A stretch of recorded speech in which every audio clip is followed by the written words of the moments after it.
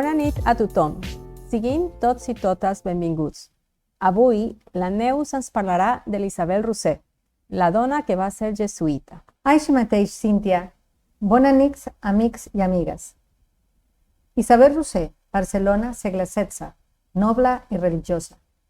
Gràcies a ella, Ignasi de Loyola va complir el seu somni, fundar la Companya de Jesús. Quan li va demanar ingressar-hi, però el religiós s'hi va negar en rodó. Ella no es va rendir i ho va aconseguir, això sí, només per un moment. Una de les coses que més li agradaven a Isabel era sortir de casa per refugiar-se durant llargues estones a l'església de Sant Just i Pastor, al centre de la ciutat de Barcelona. Un dia de 1523 va veure assegut a les grades de l'altar un home vestit amb roba de sac que no havia vist mai abans. Va quedar commoguda per la seva presència i va decidir convidar-lo a dinar a casa. Allà, entaulat en aquella casa rica de Barcelona, aquell peregrí basc va explicar a ella i al seu marit que venia de Manresa i estava a punt d'embarcar-se cap a Terra Santa. Es deia Íñigo de Loyola. Aquell dia, la dama va conèixer el seu mestre espiritual i ell, la persona que l'ajudaria a fer realitat el projecte de la seva vida. Isabel no va ser la primera senyora que es va quedar fascinada per Ignacio, com es va fer dir més tard.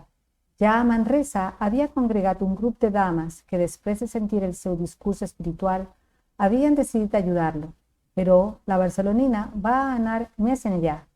Durant molts anys li va sufragar els estudis i va mantenir una correspondència constant. Ella se sentia deixable i col·laboradora i ell escrivia cartes a Can Moixó, en què li agraïa el suport i li deia mare. Després de moltes dificultats, el 1540 va néixer la Companya de Jesús. Només un any després, Isabel va quedar vídua i tot se li va fer clar.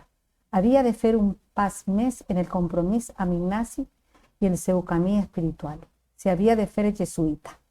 Però va descobrir amb un immens dolor que el que semblava del tot lògic per a ella no era en absolut per al mestre. Els jesuïtes necessitaven moure's amunt i avall, i com que les dones, segons ells, no ho podien fer. Eren un llast. Però Isabel no va parar fins que va aconseguir que el papa Pau III l'obligués a acceptar-ho. El dia de Nadal de 1143, Isabel i dues companyes van fer els vots i després va començar la seva vida de jesuïtes treballant en un convent que acollia prostitutes. 9 mesos després, Ignasi de Loyola va aconseguir que el papa revoqués la seva decisió. Dolguda, es va querellar contra el seu amic, però finalment va acceptar de fer-se monja en una altra congregació. Poc abans de morir, com a Clarissa a Barcelona, va escriure la seva última carta a Ignasi, en què li demanava que les beneís i va signar com la més afectuosa e indigna servidora. Fins el proper diumenge!